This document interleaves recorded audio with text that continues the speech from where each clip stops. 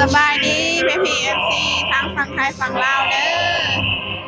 นี่กามางานชวนลูกอีกแล้วคนกาดูดนตรีเมืองไทยทุกคนเลยอลังการงานสร้างแห่งเงินผู้คนนั่ง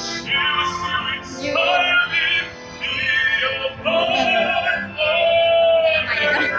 นะยืนเลยกันนั่งเต้เพื่อที่จะมาเบิ่งดนตรีไทยเต็มเลย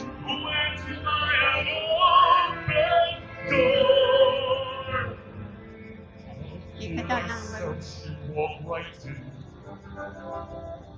ชาวต่างชาติมาเต้น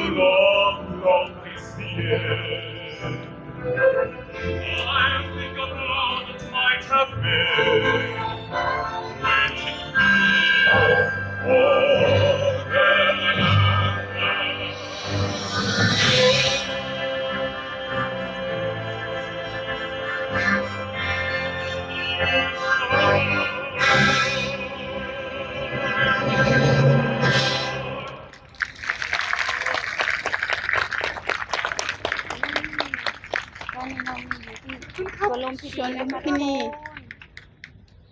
คนมีงานเนาะหอมนี่คือหมักตาล เดี๋ยวช่วยหนูร้องด้วย หอมหยา บ่ หอมหยา ฉันว่าคือหมักตาลหอมหมักตาลหิวข้าวไปเลย หอมหยากับหอมน้ำตาลบ้านนี่ อายุคือกินหมักตาลแล้วแช่เย็นๆคือสิมีแฮงเด้อเธอ กระเจ้าถ่ายคลิปอยู่เธอจะเป็นอย่างกันเจ้า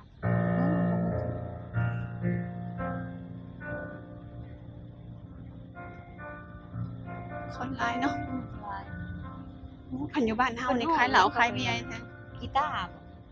หรือว่า บ่แม่นกีตาร์ ปิโตเอ้ยบ่แม่น บ่แม่น บิ ปิ น น โดบ่นี่เพิ่นห้องหยังนะ มันสิออกอยู่แต่บ่ออกในหัวนี่มันสิออกอยู่ในหัว โด อยู่ โด แต่บ่ เหรอหาจะอีหยังเนาะ อ่ะชีซอ แม่นสิ ชีซอชีซอ อยู่บ้านเฮาห้องสิโช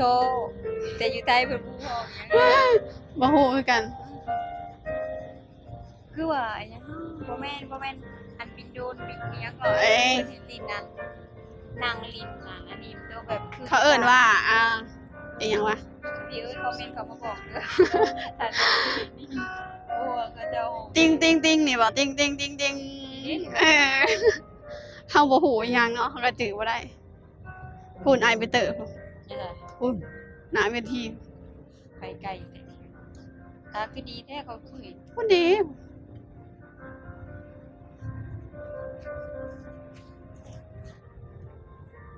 นี่กับคนสวย เขาเอิ้นอีหยังวะ มากับพี่ขวัญอีกนะคะทุกคนคู่หู คู่หูคู่ขา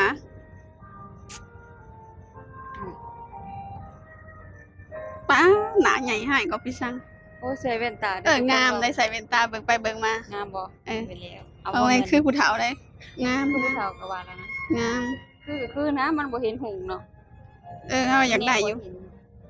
อยากได้อยู่คือกัน มันดีอยู่ได้เธอเวลาถึกแดดยามกลางเวรมันสิเป็นสีส้มมันสิกันแสงให้เรา อืม นางลงนะเฮ้ย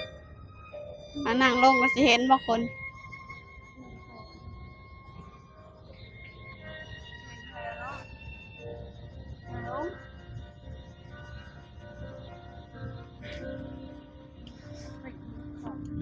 ก็อยากกินน้ำน้ำตาล เอ้ คือสิแซ่บ นั่งลงข่อยก็นั่งลงแล้วจ้ะเป็นจังไดเอ้ย โอ้ยม่วนอยู่แม่นม่วนอยู่ถ้าเป็นบ้านเฮาก็มานั่งเบิ่งหมอลำเรื่องแล้วนั่นนี่ เนาะคือบ้านท่านในลำเรื่องหมอลำเรื่อง แม่นั่งเบิ่งหมอลำเรื่องหรือว่าหมอลำเรื่องนั่นแหละปกติก็เขาก็นั่งเบิ่งกันจังซี่นะ แต่อยู่บ้านอยู่ที่เพิ่นห้องอันหยัง ฮะ เพิ่นห้องอันหยังอันดนตรีบ่บ่แม่นเนาะแม่นเนาะแม่นดิ ดนตรี ดนตรีบ่ อ่ะ นั่งดีๆก็ นั่งดีๆนี่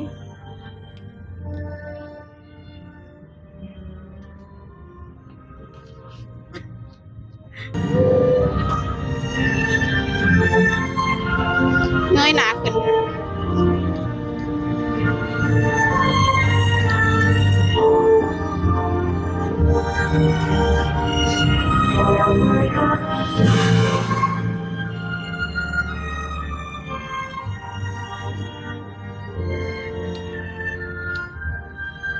บ้านเฮาบ่ได้นั่งแบบนี้เด้แต่เป็นหมอลำเรื่องนะพุ่นแล พุ่น อยู่หน้าห้าง หน้าเวทีเพิ่นบ่ลำเลืองเนาะ อันนี้แบบว่าเพิ่นนั่งอันฟังบรรยากาศแบบ แบบ เพราะๆ คืออยู่ในป่า เนาะ หนังแบบคล้ายๆกับแบบหนังแบบ เนี่ย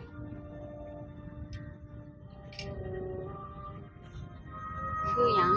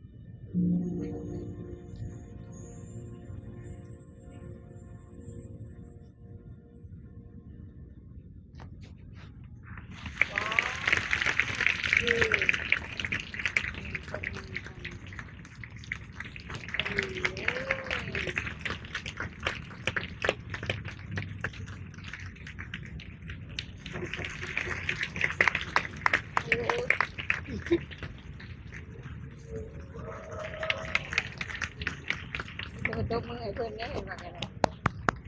เจอกันแล้วนะ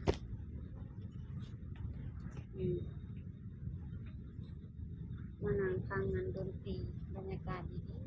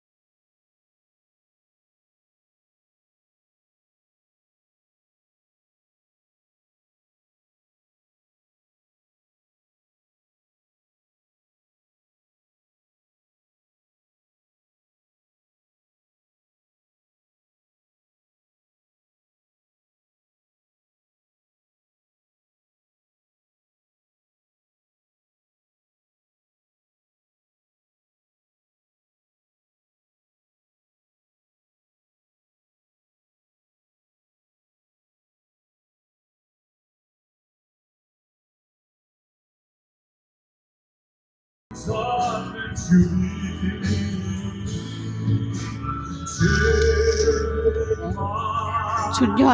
ดทุกคนม่วนแฮงใกล้จะจบแล้ว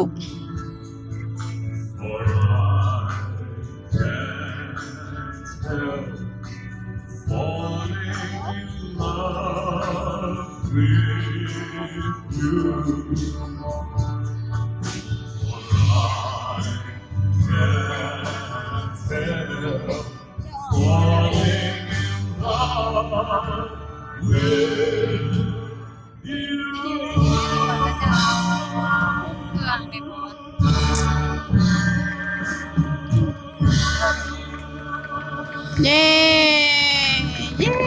ตบมือจบแล้วจ้าโอเคนะคะทุกคน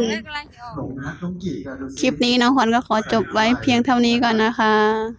เดี๋ยวพบกันใหม่คลิปหน้าจ้าสวัสดีค่ะ